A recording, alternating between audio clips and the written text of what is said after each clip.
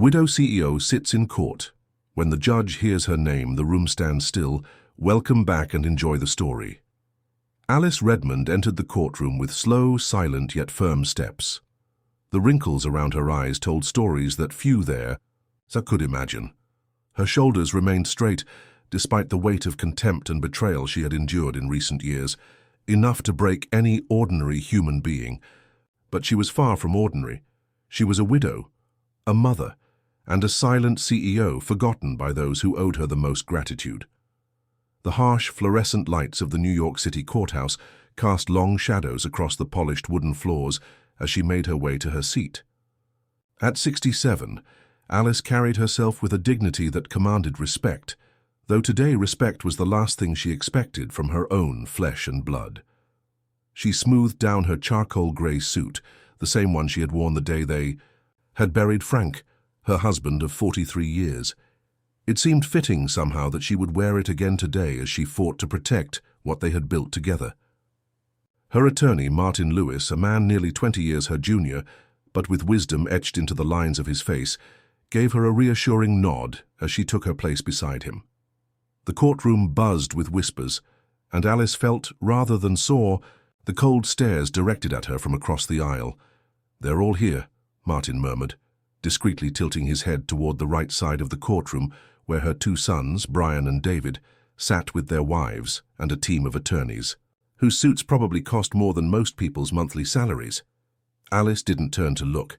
She knew what she would see.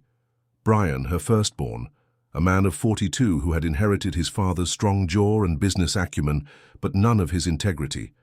David, 38, with his perpetual expression of entitlement. And Cynthia, Brian's wife of 15 years, whose ambition was matched only by her contempt for her mother-in-law. For decades, Alice had worked alongside Frank to build Redmond Industries, from a small machine parts manufacturer into one of the most respected industrial suppliers on the East Coast. When Frank succumbed to a sudden heart attack 3 years, ergo she hadn't had time to properly mourn. There were 400 employees who depended on stable leadership, contracts that needed to be honored, and decisions that nobody else had the courage to make. She had held everything together with firm hands and a broken heart. But what hurt more than the weight of responsibility wasn't the endless meetings or sleepless nights. It was the ingratitude. The judge entered, a tall man with salt and pepper, hair and piercing gray eyes that seemed to evaluate everyone in the room at once. "All rise," called the bailiff, and the rustle of movement filled the courtroom as everyone stood. As Judge Harrison Maxwell took his seat, Alice felt a strange calm washing over her. Whatever happened today, she would face it with the same determination that had carried her through the darkest days after Frank's death.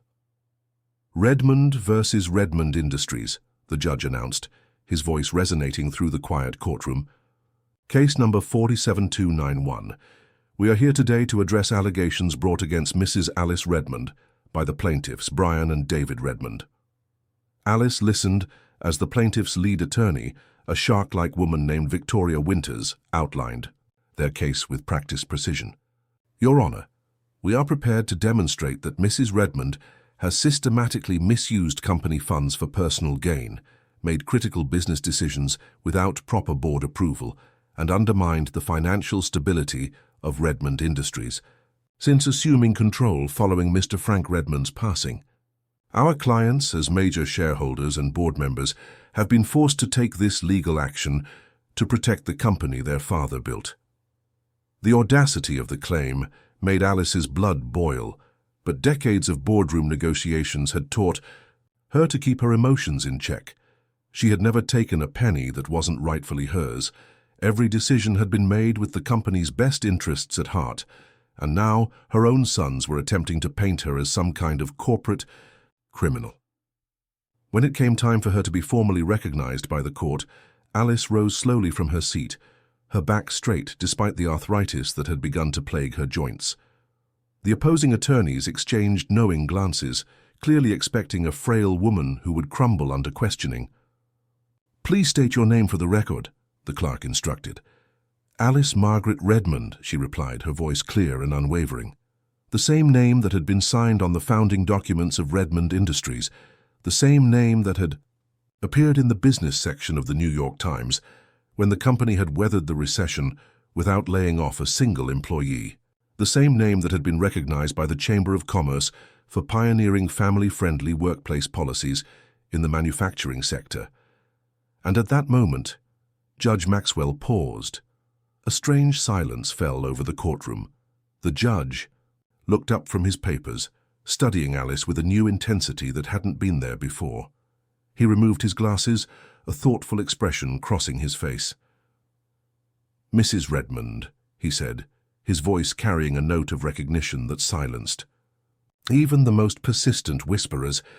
"Before we proceed further, I feel I should disclose something to the court."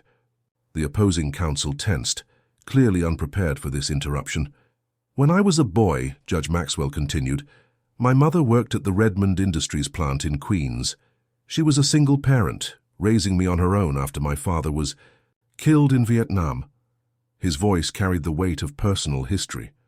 "Mrs. Redmond, you wouldn't remember this, but when I was 16 and needed emergency surgery, it was the health insurance from Redmond Industries that covered it.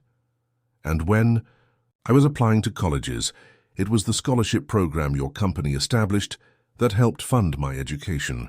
Alice's eyes widened slightly, memories flooding back of the education initiative Frank had been so passionate about, and which she had fought to maintain even during lean years. "It was because of your family's company that I was able to attend law school," the judge continued. "I've never forgotten that, and while this personal connection will not affect my judgment in this case, I believe in transparency. If either party wishes to request another judge in light of this disclosure, that is your right." Victoria Winters was already halfway out of her seat, but Brian placed a restraining hand on her arm, his eyes narrowing as he assessed this new development. "We have no objection, Your Honor," Martin Lewis stated firmly from beside Alice. "We trust in the court's impartiality." After a moment of tense consultation, Victoria Winters grudgingly concurred. "The plaintiffs have no objection either, Your Honor." The judge nodded, replacing his glasses. "Very well, let's proceed."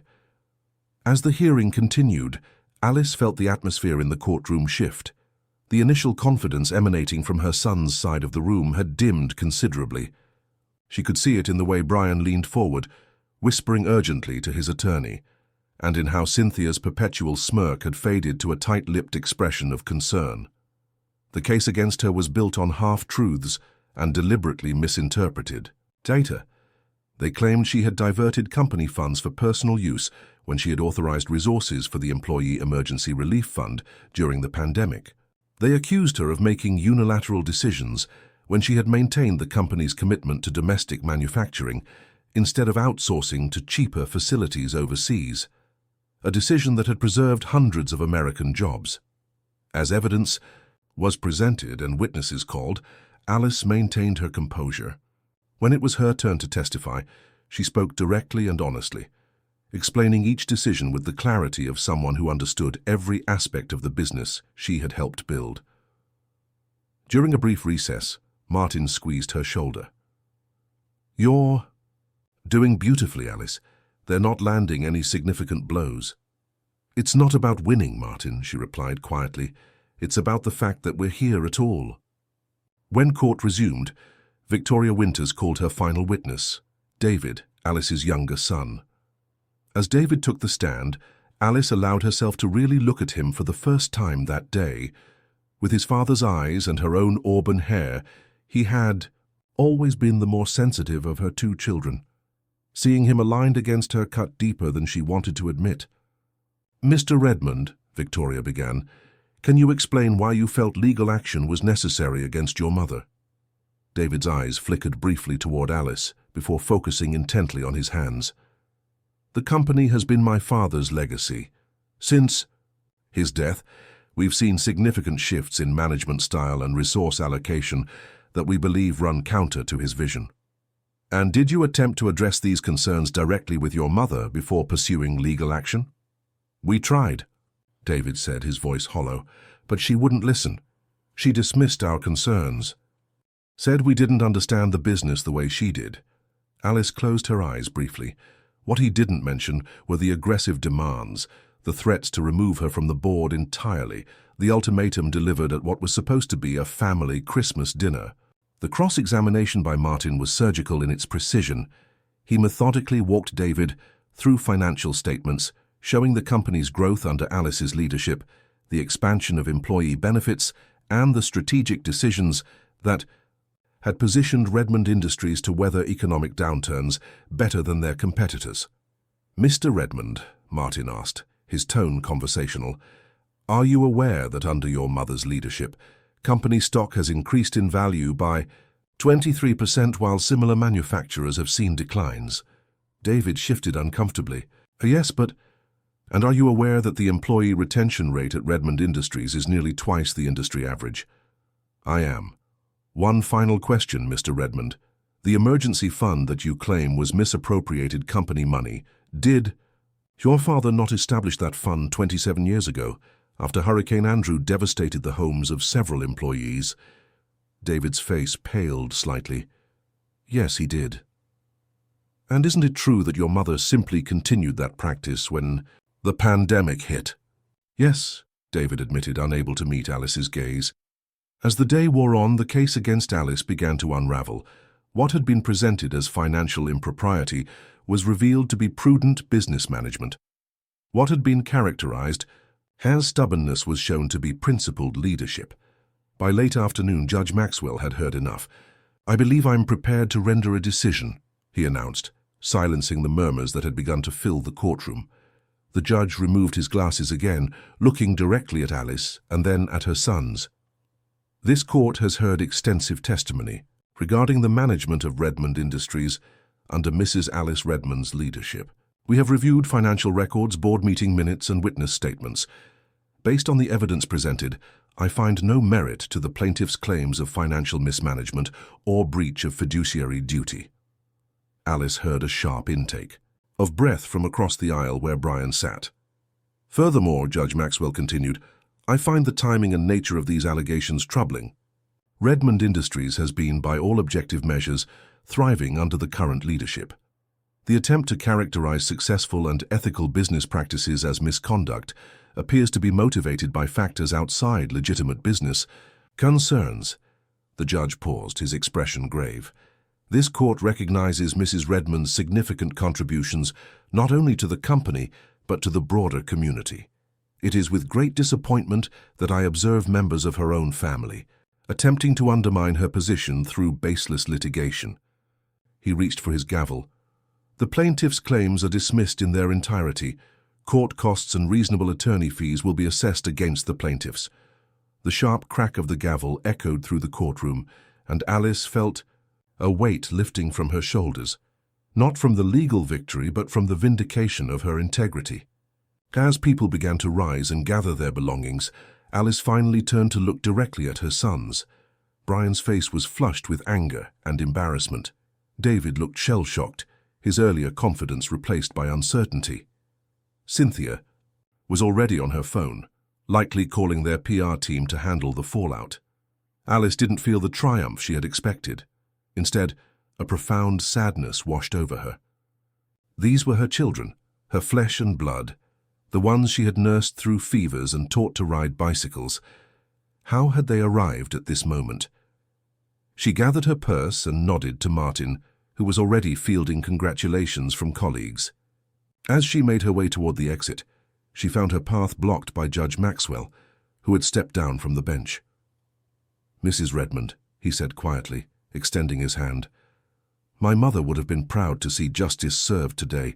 She always spoke highly of how you and your husband ran the company." Alice took his hand, surprised by the emotion that threatened to overwhelm her. "What was your mother's name?" she asked. "Eleanor Suarez. She worked in accounting for almost 20 years. The name triggered a flood of memories. Eleanor, always punctual, meticulous with figures, bringing homemade flan to company potlucks. "I remember her," Alice said softly. "She was one of our best, always volunteered for the Christmas charity drive." Judge Maxwell smiled.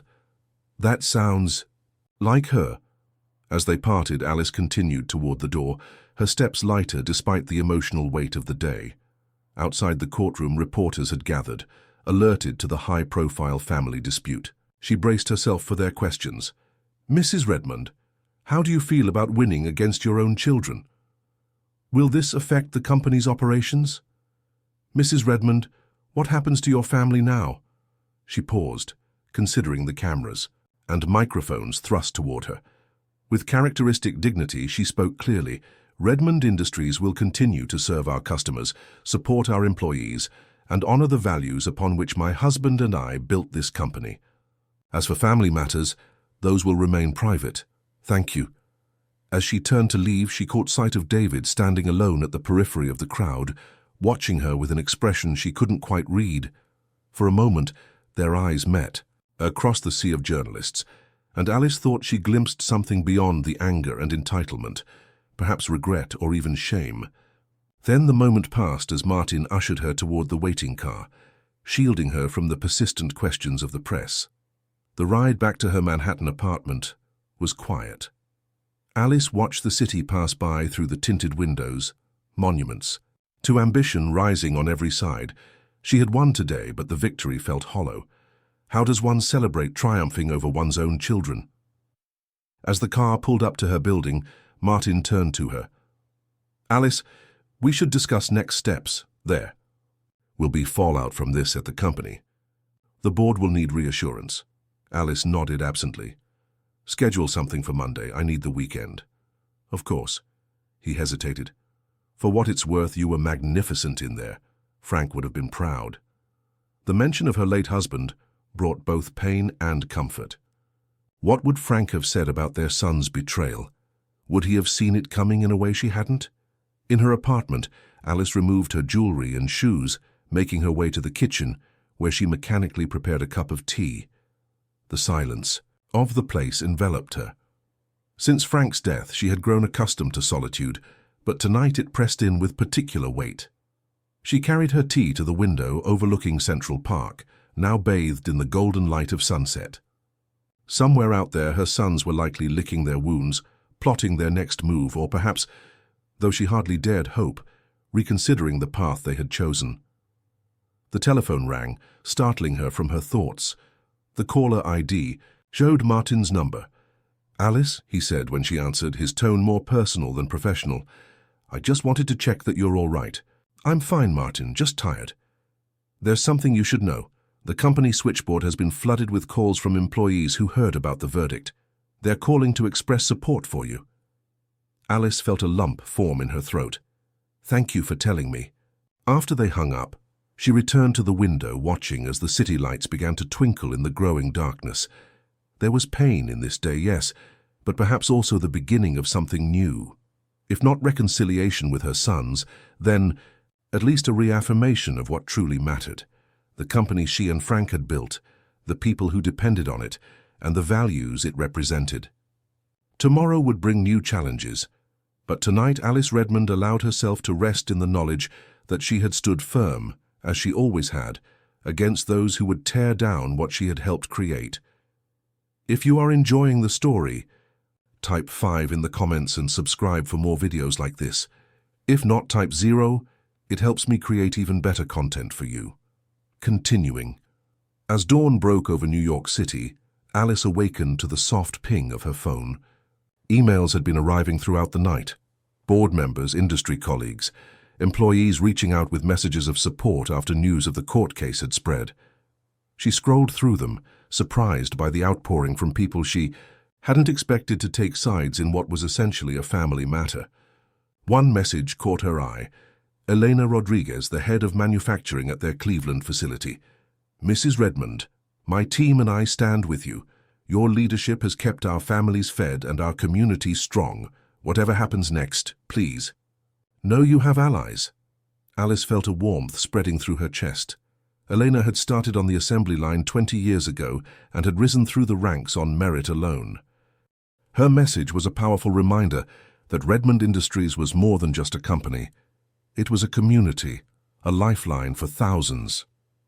She showered and dressed in a casual outfit, a rare luxury for someone who typically moved from one formal business setting to another. Today she had no meetings, no conference calls, no crisis management sessions. Martin had insisted she take the weekend to recover from the strain of the trial, but Alice had never been good at idleness. By 9, she found herself walking through the quiet weekend halls of Redmond headquarters, nodding to the few employees who worked Saturdays. They regarded her with a new kind of respect, not just as the boss, but as someone who had fought and won. She settled into her office with its view of the Hudson River and the framed photos that chronicled her life with Frank, their wedding day, the ribbon cutting at the first factory, Frank holding infant Brian while she cradled newborn David, family vacations, industry awards. Her phone buzzed with a text from her assistant, Sophia. Saw the news. So proud of you. Need anything? I'm fine, Alice typed back. Just catching up on some work. On a Saturday after what you've been through? With all due respect, Mrs. R., that's crazy. Alice smiled at the familiar scolding.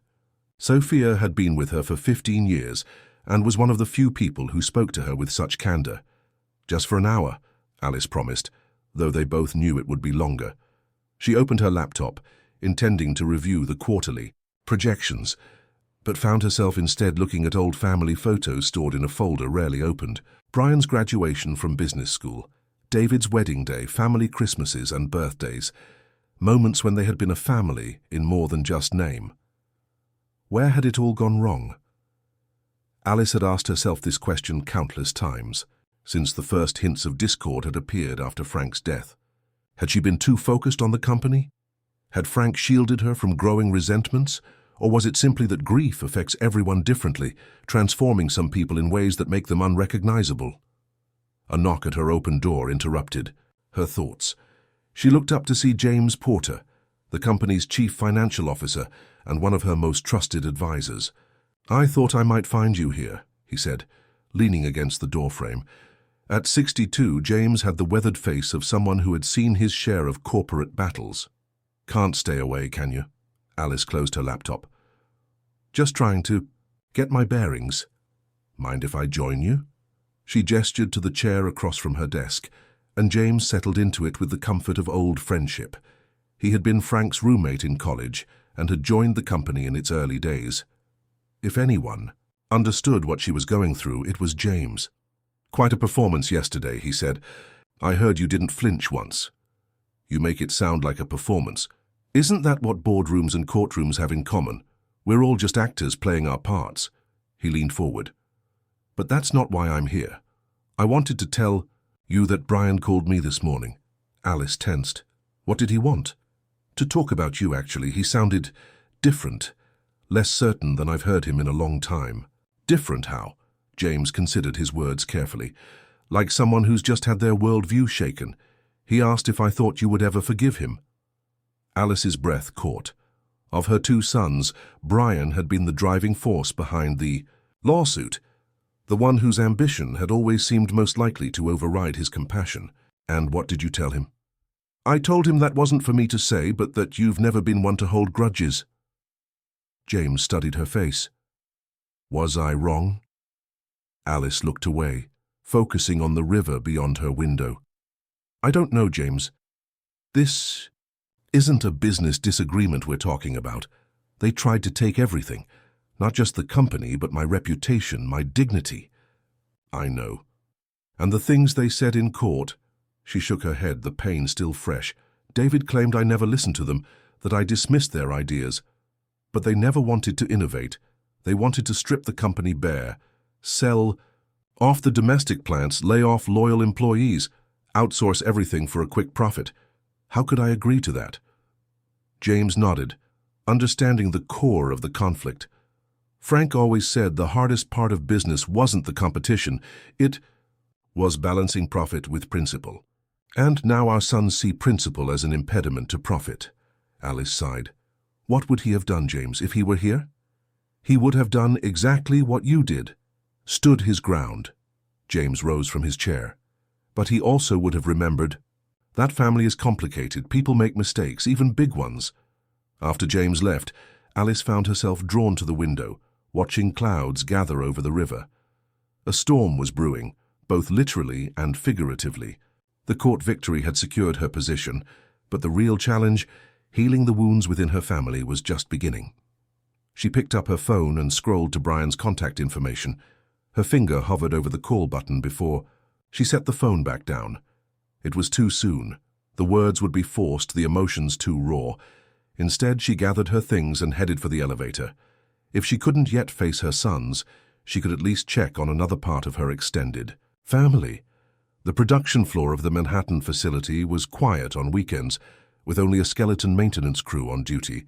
Alice badged through security and made her way past idle machinery to the break room where the Saturday staff typically gathered for lunch. As she entered, the conversation halted abruptly. 6 employees, mostly maintenance and security personnel, looked up in surprise at the rare sight of the CEO in their domain on a weekend. "Mrs. Redmond," acknowledged Ray Simmons, the head of security, standing respectfully. "Everything all right?" "Perfectly fine, Ray. I was in the building and thought I'd stop by." She smiled at the group. "Please, don't let me interrupt your lunch." There was an awkward moment as the employees exchanged glances, clearly uncertain how to proceed with the boss present. Then Maria Vasquez, a maintenance supervisor who had been with the company for over 2 decades, pulled out the chair next to her. "Join us," she invited. "We're just solving all the world's problems over sandwiches." The tension eased as Alice took the offered seat. The conversation gradually resumed, with the employees carefully steering away from any mention of the lawsuit that had been front-page news in the business section. As Alice listened to them discuss everything from their children's schools to a recent baseball game, she felt a sense of belonging that had been missing in her interactions with her own family. These people knew her not as a mother who had supposedly failed her children, but as a leader who had consistently put the welfare of her employees first. "Mrs. Redmond," said Luis Ortiz, a young maintenance technician, after a lull in the conversation, "I hope you don't mind me saying, but a bunch of us watched the news coverage of your court case. We're all really glad you won." The others nodded, in agreement, and Alice felt a surge of gratitude for their straightforward support. "Thank you," she said simply. "It means a great deal to hear that." "My father worked for Redmond Industries for 30 years, Luis continued. "He always," said Mr. Redmond, "built more than a company. He built a place where people were treated with respect. You've kept that going." Alice was moved by his sincerity. "That was always our intention. A company is only as strong as the people who make it run." As the lunch hour ended and the employees returned to their duties, Maria hung back, walking, with Alice toward the exit.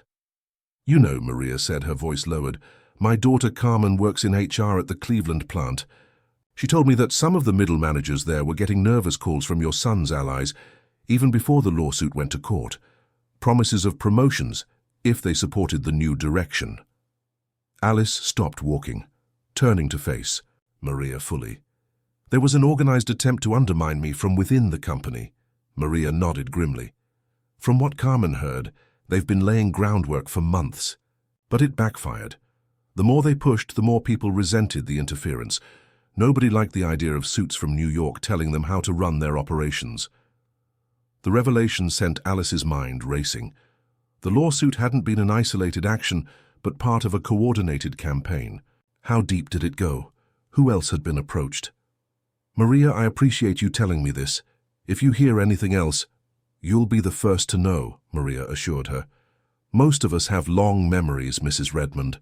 We remember how you and Mr. Redmond handled the financial crisis. No layoffs, everyone sharing the burden with reduced hours instead. That kind of leadership earns loyalty." As Alice drove home through the gathering storm, raindrops beating against the windshield, in increasing intensity, she felt a curious mix of emotions. The betrayal by her sons cut deeper, knowing it had been more calculated than impulsive. Yet the loyalty of her employees provided a counterbalance, a reminder that the values she and Frank had built into the company's culture had taken root. By the time she reached her apartment, the storm had intensified, lightning flashing across the darkened sky. She kicked off her shoes and made her way to the kitchen, her mind still processing Maria's revelation. The sound of her doorbell startled her. Few people had access to her building without being announced by the doorman, and she wasn't expecting visitors. Through the peephole, she saw David standing in the hallway, soaking wet from the storm, his expression a mixture of uncertainty and determination. Alice's heart raced as she slowly opened the door. "David?" Her younger son stood awkwardly, water dripping from his coat onto the hallway carpet. "Can I come in, Mum? Please?" She stepped aside wordlessly, allowing him to enter. David removed, his wet coat and shoes in the entryway, movements that reminded Alice painfully of his childhood routines in their old family home. "I'm sorry for showing up unannounced," he said, running a hand through his damp hair. "I tried calling, but it went to voicemail. My phone is in my purse." Alice led him to the living room, maintaining a careful emotional distance. "Would you like something to drink? Coffee? Tea?" "No, thank you." David remained standing, too agitated to sit. "I needed to see you. After yesterday." Alice waited, unwilling to make this easier for him. "What the judge said," David continued, struggling to maintain eye contact, "about us trying to tear down what you and Dad built. It's not... I never meant..." "What did you mean, David?" Alice asked quietly. "When you signed your name to a lawsuit accusing me of criminal mismanagement, when you testified that I was betraying your father's legacy." David flinched at the direct questions. "It wasn't supposed to go that far. Brian said we just needed to apply pressure, to make you see that the company needed to evolve." "Evolve?" The word came out sharper than Alice intended. "Is that what you call selling off the American plants and moving production overseas? Cutting the pension program? Eliminating the healthcare benefits your father fought so hard to establish?" "The market has changed, Mum. We can't compete with companies that have lower overhead." "Yet somehow we've been doing exactly that," Alice countered. "Our profits are up, our market share is growing. We're expanding into new sectors without sacrificing our core values." David began pacing, agitation visible in every line of his body. "Brian says..." "I don't care what Brian says." Alice's composure finally cracked. "I care what you think, David. You. Not your brother, not your wife, not the consultants you've surrounded yourself with. When did you stop thinking for yourself?" The question hit home. David stopped pacing, his expression stricken. "That's not fair. None of this is fair." Alice moved to the window, watching the storm rage outside. "Your father and I gave everything to build something that would outlast us, something that mattered, and at the first opportunity you and your brother tried to dismantle it for quick profit." "It wasn't like that," David protested weakly. "Then what was it like, David? Explain it to me. Make me understand how my son ended up on the opposite side of a courtroom, trying to destroy me." The silence stretched between them, filled only by the sound of rain against the windows and distant thunder. When David finally spoke, his voice was barely audible. "I was afraid." Alice turned to look at him, seeing for the first time the vulnerability beneath the corporate facade. "Afraid of what?" "Of failing." David sank onto the sofa, the fight draining out of him. "After Dad died, you stepped up like it was nothing. Ran the company, made decisions, kept everything going. But me, I felt lost. Brian seemed so sure about everything, about what needed to be done. He had plans, strategies. It was easier to follow his lead than to admit I didn't know what I was doing." The confession hung in the air between them. Alice moved slowly to sit beside her son, maintaining a small but significant distance. "David, your father and I built that company over 43 years. We made countless mistakes along the way. We learned by doing, by failing, by trying again." She softened her tone. "Nobody expects you to have all the answers right away." "You do," he said, his voice small. "You always have." Alice shook her head. "If you think that, then you don't know me at all. I'm terrified most days. Terrified of making the wrong call, of letting people down, of tarnishing what your father created." David looked at her with genuine surprise. "You never show it. Because that's what leadership is. Not the absence of fear, but the courage to act despite it." Outside, the storm began to subside, the spaces between thunderclaps growing longer.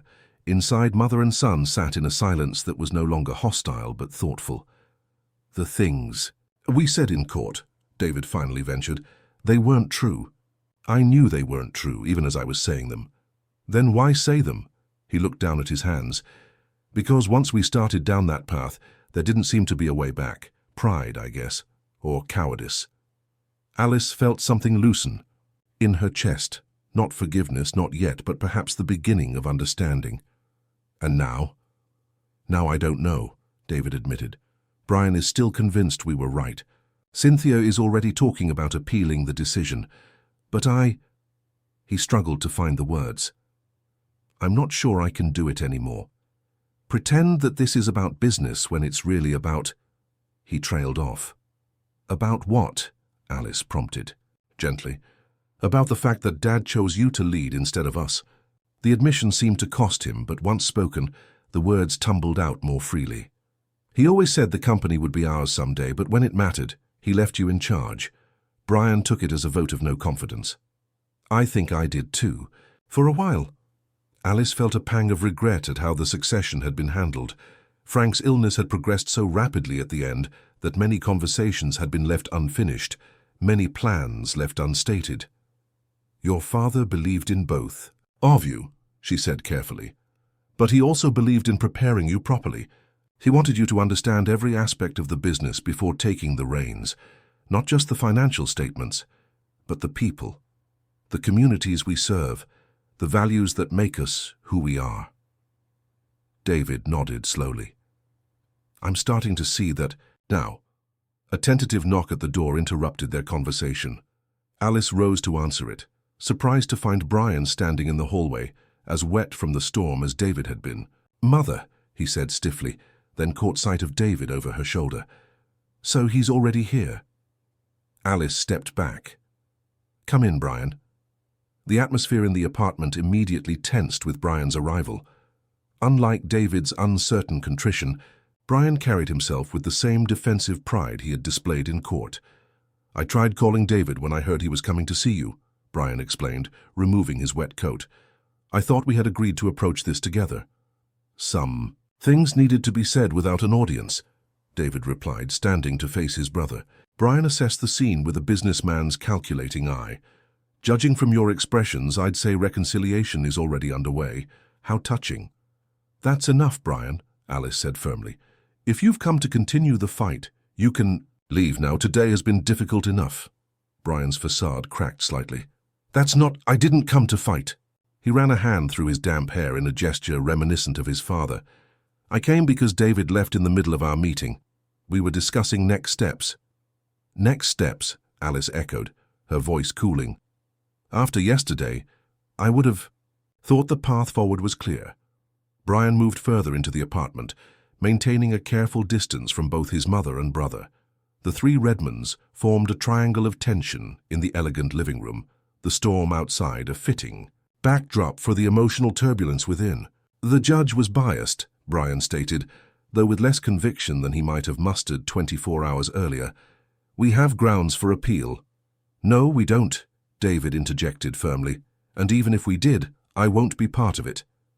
Brian's head snapped toward his brother. We agreed. I've been agreeing with you for too long, David cut in. I agreed when you said Mom was running the company into the ground. I agreed when you said we needed to take control before it was too late. I agreed when you said the lawsuit was our only option. His voice rose with each statement. But you were wrong, Brian. We were wrong. Brian's expression hardened.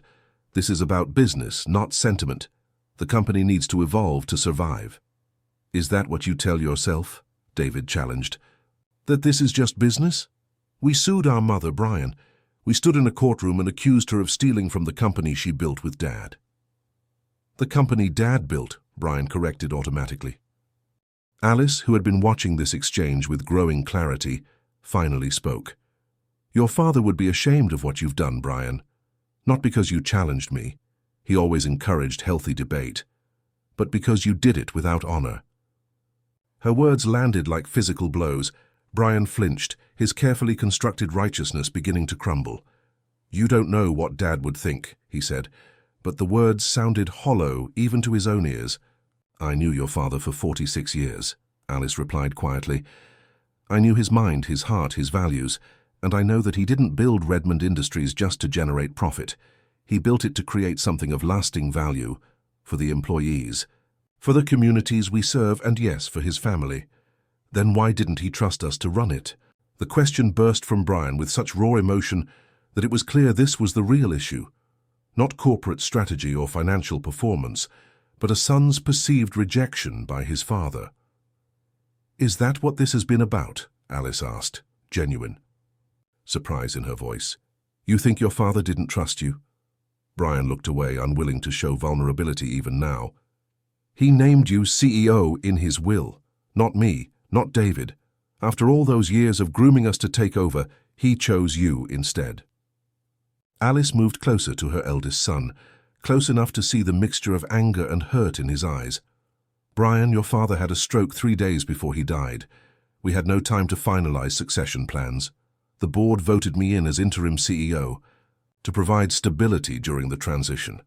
And 3 years later, you're still there," Brian pointed out bitterly, "because the company was in the middle of the most significant expansion in its history, because changing leadership during that critical period would have been destabilizing, because," Alice paused, choosing her next words carefully, "because I was waiting for you both to be ready, not just professionally, but personally." The admission hung in the air. David moved to the window, watching the rain taper off as the storm moved eastward. "What do you mean, ready personally?" Brian asked, his defenses still up but curiosity beginning to win out. Alice sighed. "Running a company like Redmond isn't just about financial acumen or strategic thinking. It's about character. It's about understanding that every decision affects real people with families and dreams and bills to pay. It's about balancing profit with purpose." She looked from Brian to David and back again. "Your father and I always intended for both of you to take leadership roles, but we wanted you to earn those positions, not inherit them. We wanted you to understand every aspect of the business, from the factory floor to the boardroom. Most importantly, we wanted you to embody the values that make Redmond what it is. And you decided we didn't," Brian concluded. "No," Alice corrected gently. "You decided that. When you pushed for outsourcing, that would have eliminated hundreds of American jobs. When you advocated cutting the employee education fund to improve quarterly numbers, when you saw people as costs rather than assets." Brian opened his mouth to argue, then closed it again. For the first time in their long conflict, he seemed to be truly listening. David turned from the window. "What happens now, Mom? After everything that's been said and done?" It was the question Alice had been asking herself since the courtroom. What happens when a family fractures so publicly, when trust is shattered, when professional conflicts become deeply personal? "That depends," she said slowly, "on what each of us wants to happen next." "The company will expect changes after this," Brian noted pragmatically. "The employees, the board, the shareholders, they've all witnessed this public battle. It can't just be business as usual." "No, it can't," Alice agreed. "But there's a difference between change and capitulation. I won't abandon the principles that have guided this company for decades, just to appease those who see only dollar signs." The three of them stood in silence for a moment, the weight of the situation pressing down on each of them differently. "I've been thinking," David ventured finally, "about what Judge Maxwell said, about how Redmond Industries helped him and his mother. I'd forgotten that side of the company, the impact we have beyond the balance sheet." Alice felt a flicker of hope at his words. Maybe something valuable could be salvaged from this wreckage after all. "The employee scholarship program was one of your father's proudest achievements," she said. "He believed that investing in people always paid the greatest returns." "I remember when he started it," Brian said unexpectedly. "I was 12, maybe 13. He took me to visit one of the plants, and on the drive home he talked about how many of the workers couldn't afford to send their kids to college. He said a company that profits from people's labor has a responsibility to their futures." The memory seemed to soften something in Brian, opening a door that had been closed for too long. "We could expand the program," he suggested tentatively, "update it for current educational needs, maybe add vocational training options, not just traditional college paths." Alice nodded, encouraged by this first step toward constructive thinking. "That's actually something I've been considering. The manufacturing landscape is changing rapidly. Our employees will need new skills to keep pace. Tech integration is going to be crucial," David added, animated for the first time. "I've been researching how companies like ours are adapting to automation without massive layoffs. There are some innovative approaches we could explore. As the conversation shifted into more productive territory, Alice watched her sons with cautious optimism. The wounds were still fresh, the trust still damaged, but perhaps there was a foundation here that could be rebuilt upon. "I have a proposal," she said when there was a natural pause in their discussion. "One that might offer a path forward for all of us." Both men looked at her expectantly. "The expansion into the West Coast market has been more successful than we anticipated. We've been considering opening a new facility in Seattle to serve those clients more efficiently." She paused, making sure she had their full attention. "It would need strong leadership from someone who understands the Redmond philosophy, but can also bring fresh perspectives." David's eyes widened slightly as he grasped her meaning. "You're offering one of us the Seattle operation?" "I'm suggesting that one of you might be ready for that level of responsibility," Alice clarified. "It would be a semi-autonomous division, reporting to the main board, but with significant operational independence." Brian, the business strategist, immediately began analyzing the proposal. Seattle's market has strong growth potential. The tech sector there would align well with our new product lines. "It would mean relocating," Alice added, "building a team largely from scratch, establishing Redmond's reputation in a new region. It wouldn't be easy." The challenge implicit in her words hung in the air. This wasn't just a peace offering, it was a test, a chance for one of her sons to prove themselves on their own terms, away from the shadow of headquarters, but still within the Redmond family. "I'd want to see the full business plan," Brian said, ever the pragmatist. "Revenue projections, staffing models, capital requirements." "Naturally," Alice agreed. "But first, I'd need assurance that whoever takes this on understands what Redmond Industries stands for. The lawsuit may be dismissed, but the values that were called into question remain essential to our identity." Brian's expression grew thoughtful. The offer presented both opportunity and challenge, a chance to prove himself on his own terms, but also a requirement to embrace the company philosophy he had recently challenged. "I need time to think," he said finally. "This isn't a decision to make impulsively." "Of course," Alice replied. "It's not an offer with an expiration date. It's a possibility for the future, if we can find a way past the present."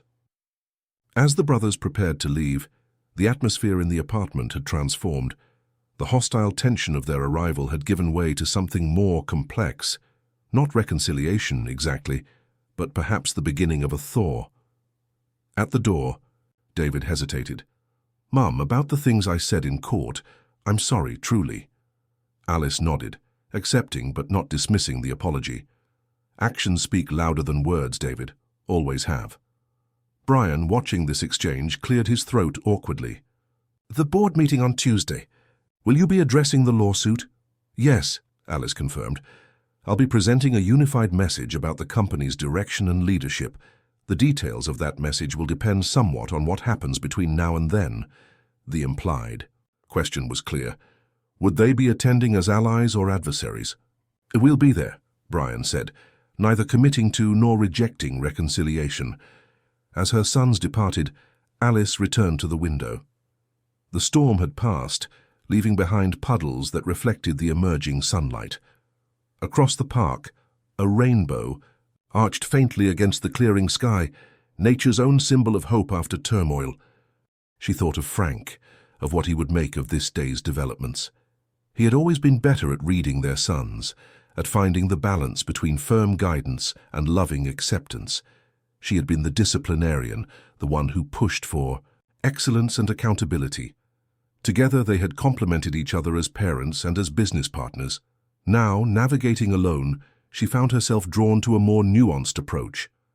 The lawsuit had been a betrayal, yes, but perhaps also a cry for recognition, for the acknowledgement that Brian and David were no longer children, but men with their own visions and ambitions.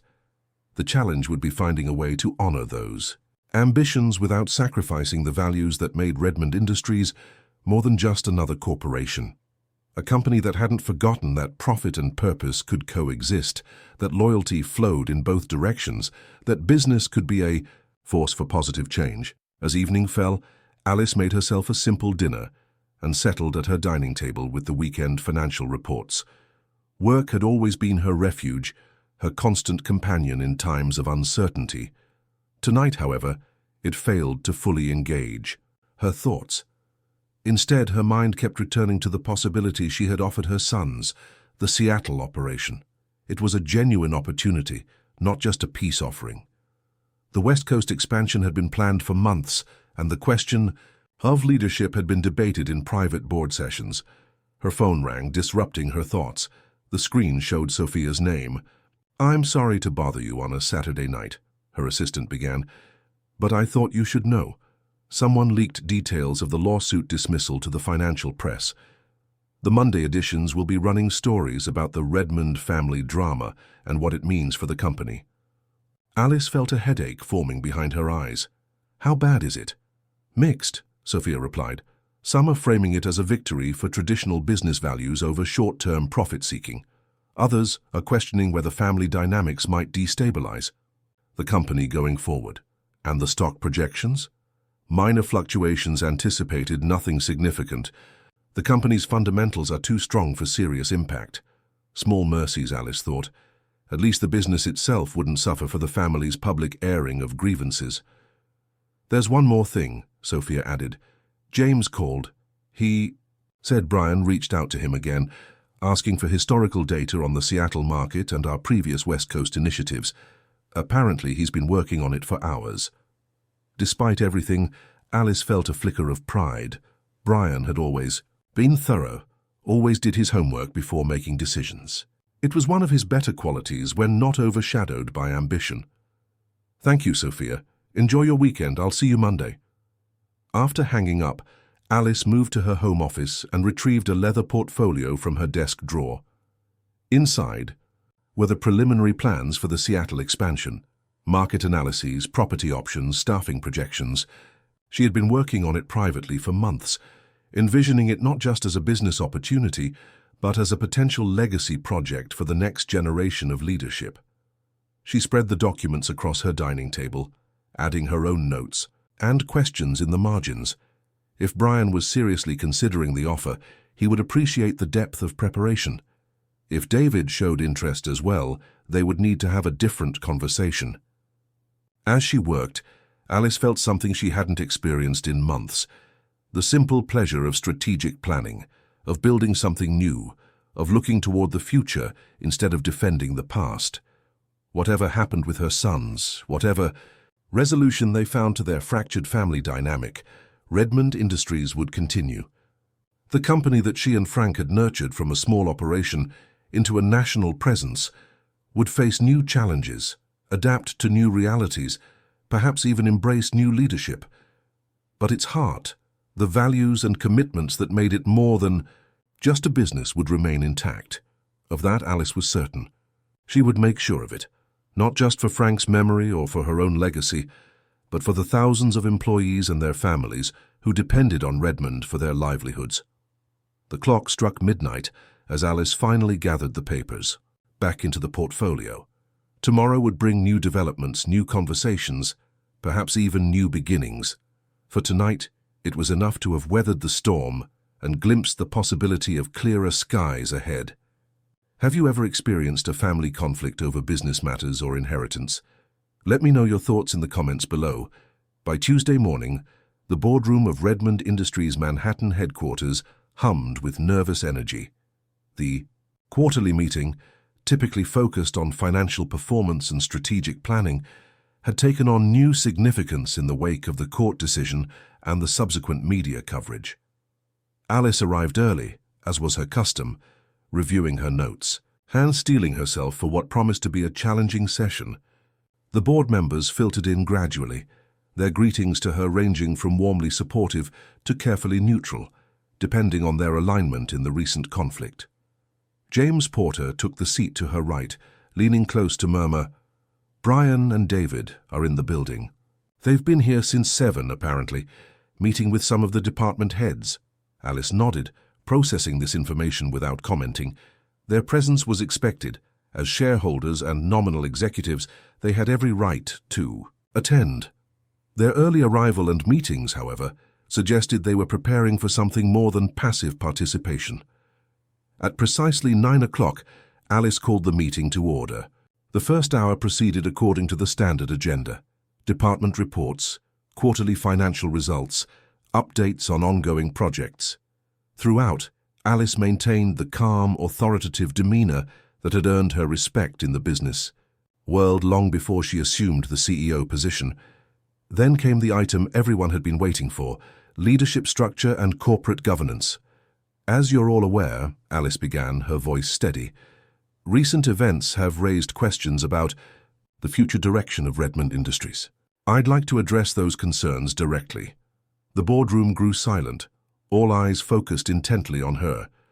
For 45 years, this company has operated according to a specific set of principles: commitment to quality, fair treatment of employees, investment in the communities we serve, and sustainable growth that balances short-term results with long-term stability. She paused, looking deliberately around the table. These principles have guided us through recessions, market disruptions, and technological changes. They have enabled us to grow from a single factory to a national enterprise with over 2,500 employees. She could see some of the board members nodding in agreement, particularly those who had been with the company through its various challenges. Recent legal proceedings, her tone remained professional, betraying none of the personal pain involved, sought to challenge not just my leadership, but the very principles that have made Redmond Industries successful. Those proceedings have been resolved decisively. The door at the back of the boardroom opened quietly, and Alice saw Brian and David slip in, taking seats at the far end of the table. Their timing seemed deliberate, and she wondered briefly if they had planned to make a statement through their late arrival. "However," she continued, acknowledging their presence with a slight nod, "the questions raised during this conflict deserve thoughtful consideration. Is Redmond Industries positioned appropriately for the challenges of the current market? Are we balancing tradition with innovation effectively? Is our leadership structure optimal for the company's future growth?" These were the very questions Brian had raised repeatedly in the months leading up to the lawsuit, though he had framed them more aggressively. By voicing them herself, Alice was taking control of the narrative while also demonstrating her willingness to engage with legitimate concerns. "After extensive reflection and consultation, I'm proposing several initiatives for the board's consideration."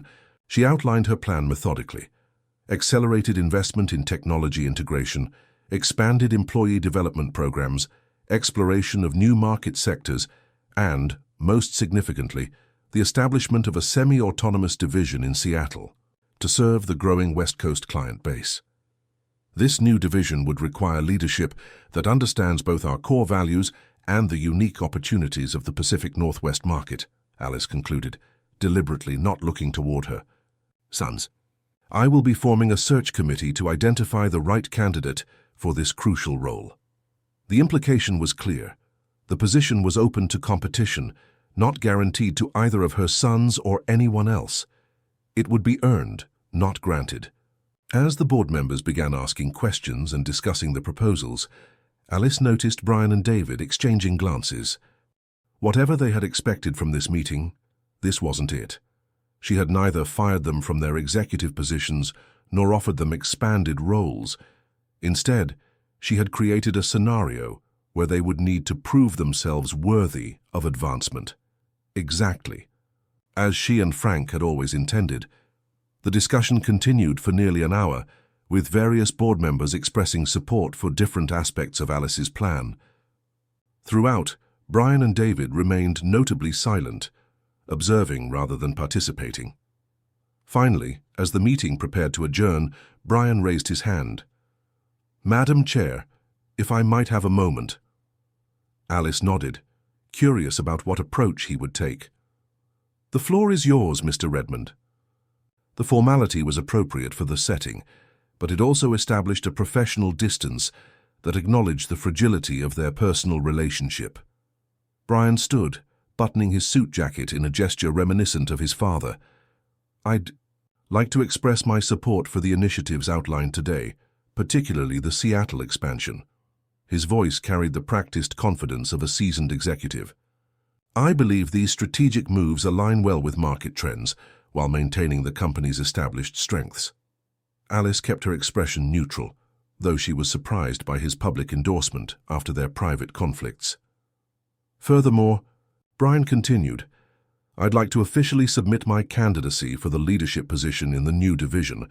I'm prepared to present a comprehensive business plan for the board's consideration at its convenience." There were murmurs around the table, and Alice could see the board members watching her closely for her reaction. "Your interest is noted, Mr. Redmond," she replied evenly. "The search committee will consider all qualified candidates according to established criteria. It was neither acceptance nor rejection, merely acknowledgement of a process that would proceed according to proper governance." David, who had remained seated, spoke up next. "If I may, I'd also like to express my support for these initiatives. And while I won't be pursuing the Seattle position, I would like to propose an expansion of our employee education program, specifically addressing technological skills development for our manufacturing workforce." This was unexpected. David had always been more interested in financial management than human resources or employee development. "I've been researching similar programs in other industries," he continued, "and I believe there's significant opportunity to enhance our workforce capabilities while providing valuable benefits to our employees. I'd be happy to prepare a detailed proposal for the board's consideration." Alice studied her younger son, noting a new seriousness in his demeanor.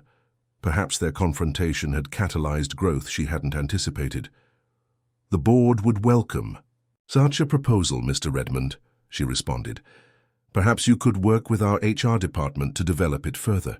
As the meeting adjourned and board members dispersed, Alice remained at the table, organizing her papers while covertly observing Brian and David. They were speaking with James Porter and several other long-time executives, their manner noticeably more respectful than it had been in recent months. James caught her eye across the room and gave an almost imperceptible nod of approval. Whatever her sons were saying seemed to be making a positive impression. Alice gathered her materials and headed for her office, her mind already turning to the next steps in implementing her plan. The road ahead would not be smooth. Family reconciliations rarely were, especially when complicated by business considerations, but for the first time in months, she felt that they were moving in the right direction. Her assistant Sophia was waiting with a stack of messages and a cup of tea. "The board meeting went well?"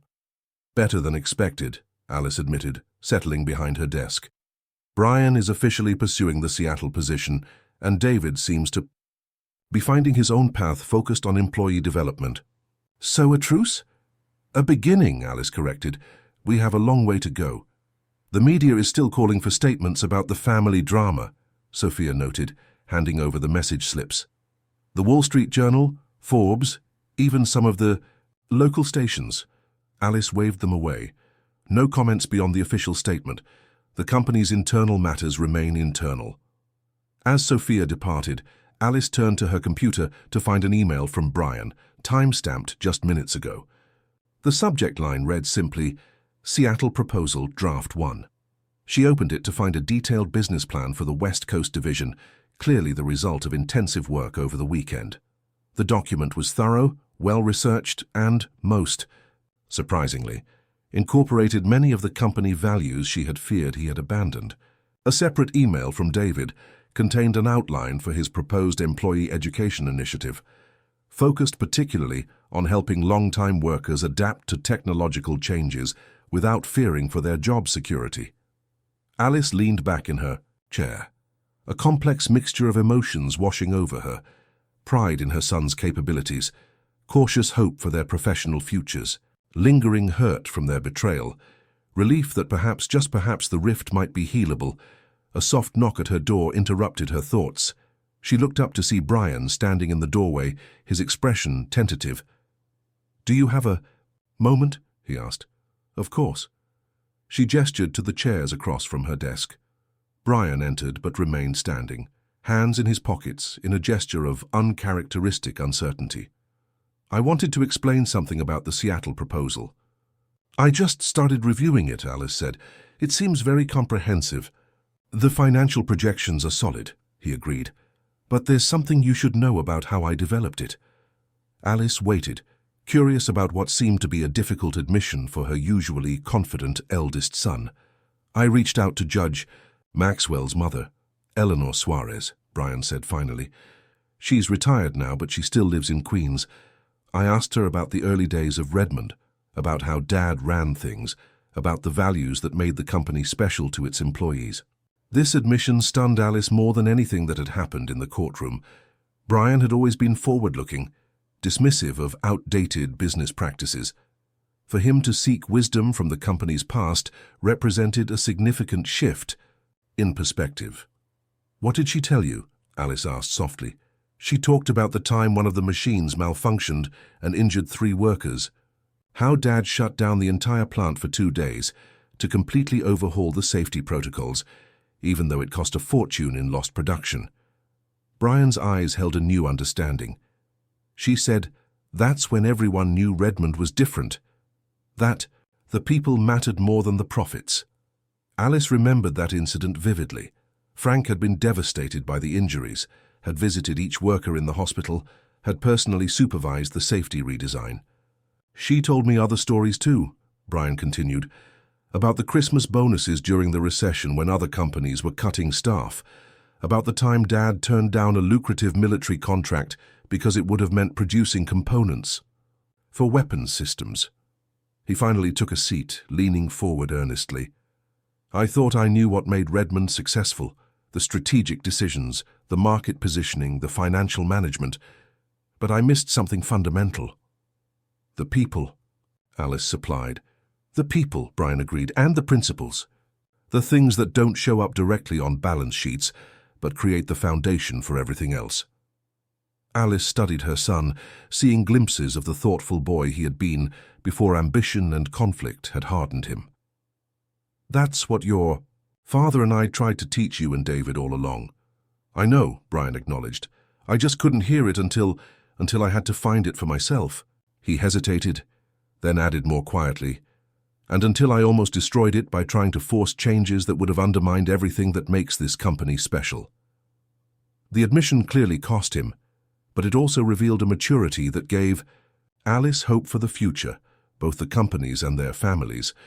"The Seattle proposal," Brian continued, returning to more comfortable professional territory, "incorporates what I've learned. It's designed for growth and innovation, but with the Redmond values at its core." "I look forward to reviewing it in detail," Alice said. "The search committee will be formed next week, and I'll recuse myself from final decisions given our relationship. But I'm pleased to see you engaging with the company's legacy as well as its future potential." Brian nodded, standing to leave. At the door he paused. "Mom, about the lawsuit, I was wrong, I'm sorry." The words were simple but sincere, all the more meaningful coming from someone who rarely admitted error. "Thank you," Alice replied quietly. Neither of them pretended that an apology erased what had happened, but it was an essential step toward whatever came next. After Brian departed, Alice returned to her review of the proposals, now reading them with a deeper understanding of the thoughts behind the words. Both her sons were talented, both had potential to lead in their own ways. The challenge would be guiding that potential, while allowing them the space to develop their own leadership styles. She thought of Frank, of how proud he would be of this moment, not because everything was resolved, but because the values they had built together were being carried forward, tested in the fire of conflict and found resilient. Late that afternoon, as Alice prepared to leave for a community board meeting, her phone buzzed with a text from David. "Dinner on Sunday. Both of us would like to come over. No business talk, just family." Alice felt tears spring unexpectedly to her eyes.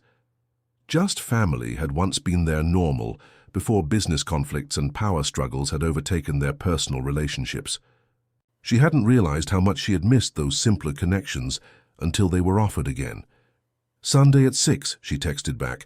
"I'll make lasagna." It had been their traditional family meal, the one she had prepared for celebrations and difficult conversations alike throughout the boys' childhoods. David's response came immediately. "Perfect. Brian says he'll bring the garlic bread. I'll handle dessert." Such a small thing. A family dinner, a sharing of responsibilities, yet it represented a return to the foundations they had strayed from in recent years. Not a full resolution, not yet, but a beginning. A chance to rebuild what had been broken, perhaps into something stronger than before. As Alice left the office, nodding to the security guard on her way out, she caught sight of her reflection in the lobby's polished marble walls. The woman who had entered the courtroom days ago, shoulders straight but heart heavy with betrayal, had been transformed not by the legal victory, but by what had followed, the difficult conversations, the painful admissions, the tentative steps toward reconciliation. She wasn't naive enough to believe that all their problems were solved. There would be setbacks, disagreements, moments when old wounds reopened. The Seattle position would create its own challenges, as would the ongoing leadership transition. That was inevitable as she approached retirement age. But for the first time in years, Alice felt that they were moving forward together rather than pulling in opposite directions. The company Frank had founded, that she had helped build, that her sons would someday inherit, not just its assets but its values and its vision, would continue to evolve while remaining true to its essential character. Outside, the spring, air carried the promise of renewal. Alice paused on the sidewalk, looking up at the Redmond Industries sign that adorned the building's facade. Frank had insisted on keeping the headquarters in Manhattan, even when cheaper options were available in the suburbs. "We're building something that will last generations," he had said. "It should have roots in a place that endures." Now, decades later, his words seemed prophetic. The company had endured, not just as a business entity, but as a living embodiment of principles worth fighting for. And the family that bore its name was finding its way back to the connections that mattered most. As Alice hailed a taxi for her meeting, she carried with her not just the responsibilities of leadership, but also the tentative hope of renewal in business, in family, and in the legacy that would continue long after her own chapter had closed. The journey ahead would not be easy, but then nothing truly valuable ever was. What mattered was moving forward with integrity, with purpose, and most importantly, together, just as she and Frank had always intended, just as their sons were beginning to understand, and just as Redmond Industries would continue to demonstrate, in a business world that too often sacrificed principle for profit. Alice smiled as the taxi pulled away from the curb. There was work still to be done, bridges still to rebuild, lessons still to learn. But today, at least, they had taken the first steps on a path that honored the past while embracing the future. And that, she thought, was a victory more meaningful than any courtroom decision could ever be. Family, business, legacy. 3 strands woven together into a rope strong enough to weather any storm, if they remembered to hold on to it together. And today, for the first time in too long, all 3 Redmonds had reached for that lifeline simultaneously. It was enough. For now, it was enough. Another powerful narrative hook to keep you on the edge of your seat as the Redmond family works toward reconciliation.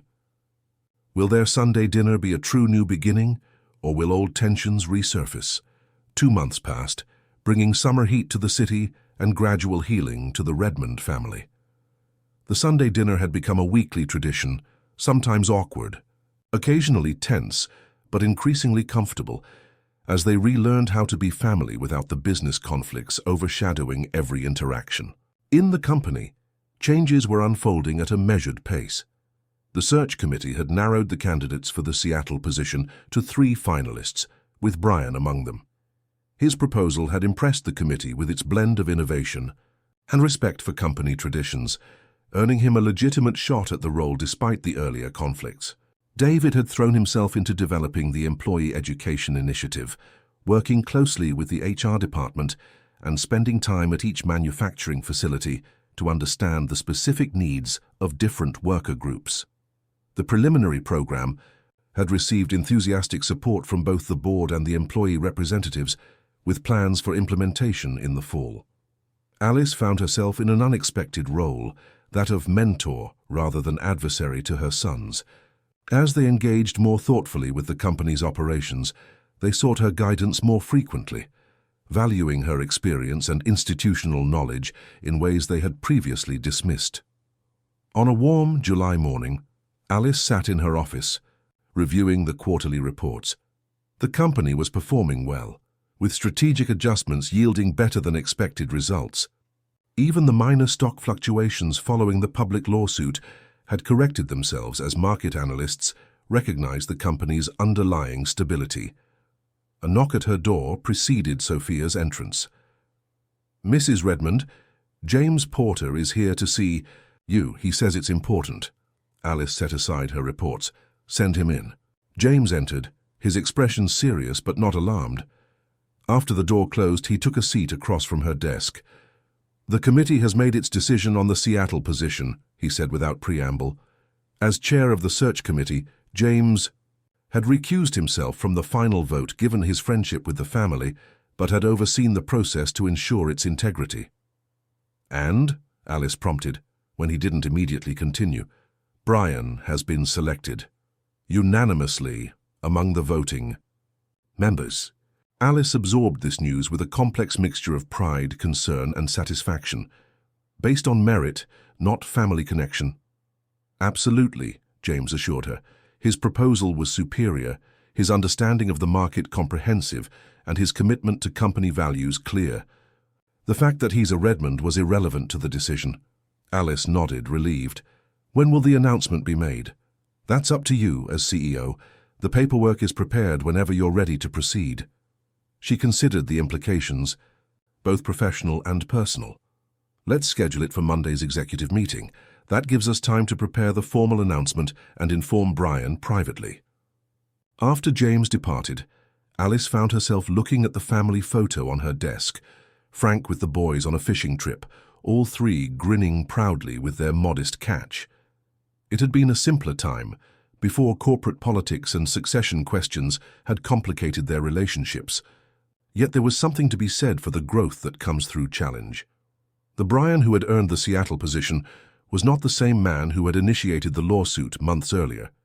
He had been tested, had failed in some ways, but had emerged with greater wisdom and humility. Perhaps that difficult journey had been necessary for him to become the leader he now promised to be. That evening, Alice invited both sons to her apartment, not mentioning the committee's decision. They arrived together, having come directly from a meeting with manufacturing vendors. "You're looking well, Mom," David observed as they settled in the living room. It was true, the stress lines that had marked her face during the lawsuit had softened, and there was a renewed energy in her movements. "I'm sleeping better these days," she acknowledged with a small smile. "Less time spent worrying about family courtroom drama." They laughed, the ability to joke about their past conflict a sign of healing in itself. "How's the education program coming along?" Alice asked David, pouring iced tea for each of them. "Exceeding expectations," he replied enthusiastically. "We've already had over 300 employees sign up for the pilot phase, and the partnership with the community college has expanded the available courses beyond what we initially planned." "He's being modest," Brian interjected. "The program has caught attention industry-wide. 3 trade publications have requested interviews about it, and I've heard competitors are already looking at developing similar initiatives." David shrugged, uncomfortable with the praise but clearly pleased. "It was the right thing to do. We've been asking our workers to adapt to changing technology for years without giving them the tools to succeed. This fixes that imbalance." Alice smiled at both her sons, recognizing the genuine commitment in their voices. Perhaps the most significant change of the past months had been their shift from seeing the company primarily as a financial asset to understanding it as a living community with responsibilities extending beyond profit margins. "I have some news," she said, when there was a natural pause in the conversation. "The search committee has made its decision about the Seattle position." Both men straightened, their attention sharpening. Though they had discussed the possibility, during their weekend dinners, they had been careful to keep the professional decision-making process separate from their personal reconciliation. "Brian," Alice said, turning to her eldest son, "they've selected you. The announcement will be made official on Monday, but I wanted you both to hear it from me first." Brian's face registered surprise, then gratification, and finally, a reaction Alice might not have predicted months ago: thoughtful consideration. "The committee felt my proposal was the strongest." "Unanimously," Alice confirmed, "and as James assured me, The decision was made purely on merit, not family connection. Brian nodded, absorbing this validation. "Thank you for telling us together. I wouldn't have wanted David to hear it secondhand." David reached over to clasp his brother's shoulder.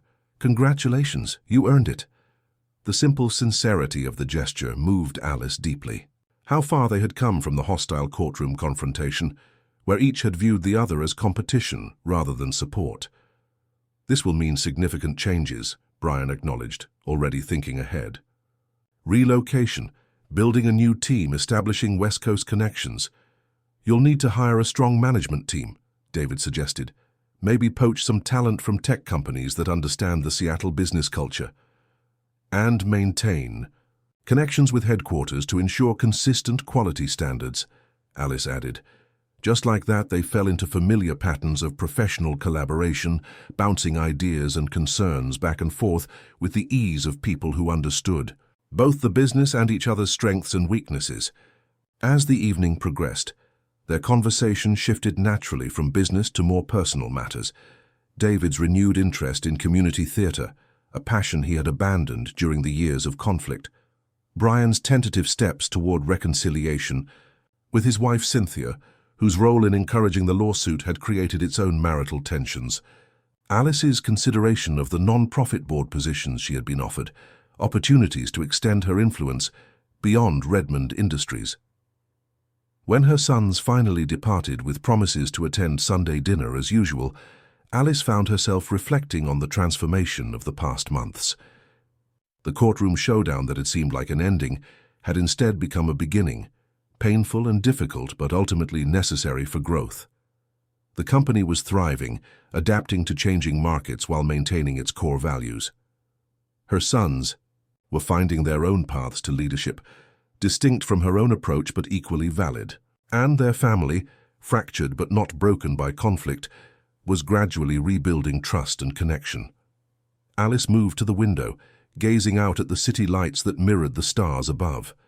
Frank would have been proud, not of the conflict, but of the resolution, of the way they had found their way back to what mattered most, through the very challenges that threatened to tear them apart.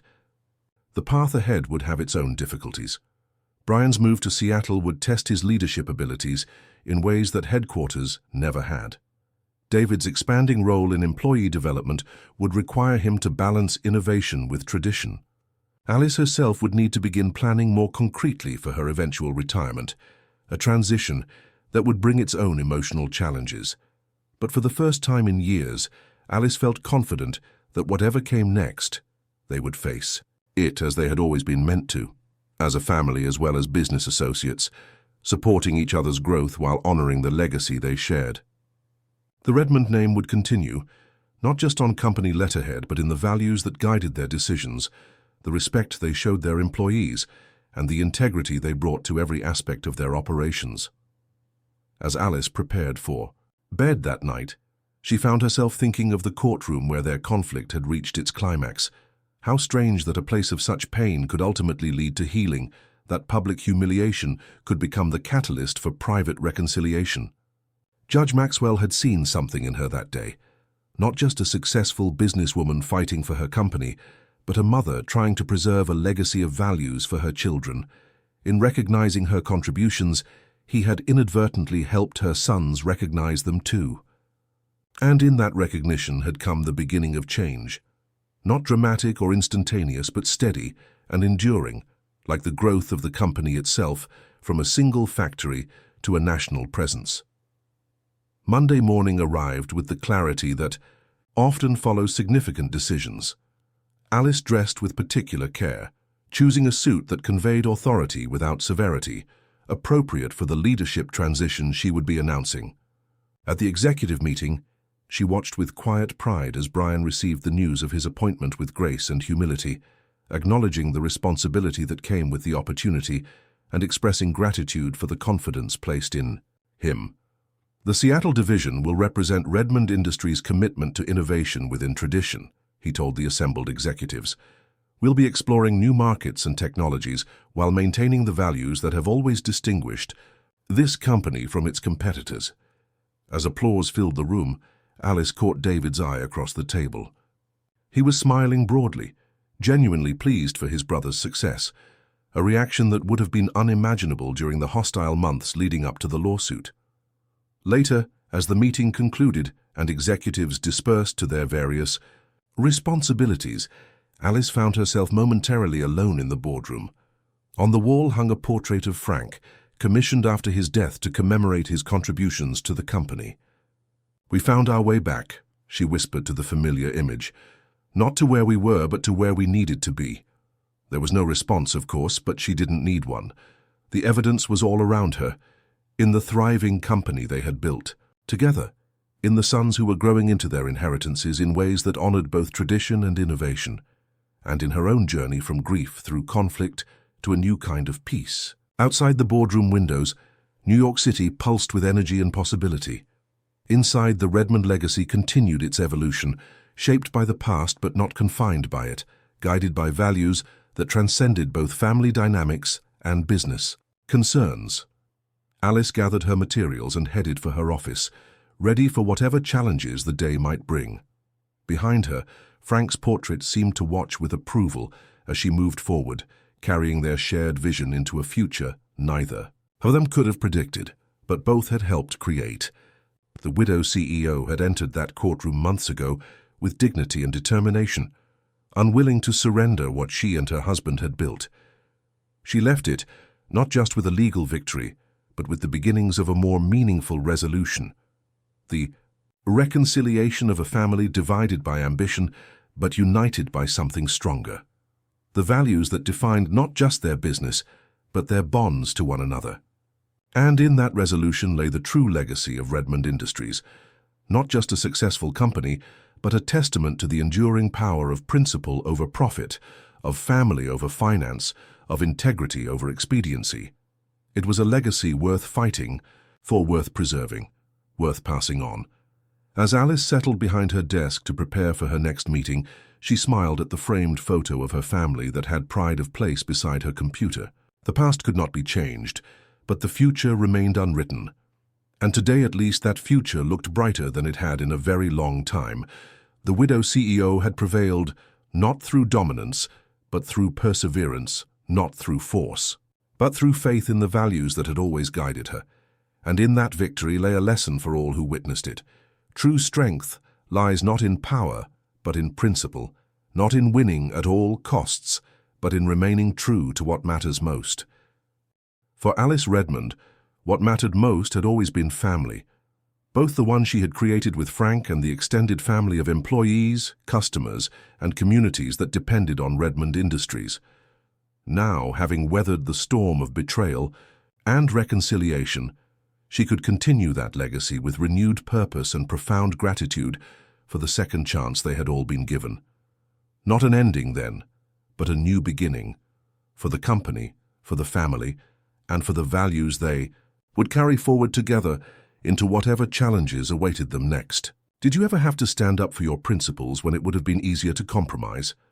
Type 9 in the comments so that I know you stayed until the end with me. Thank you for watching, and until tomorrow's story on this same channel.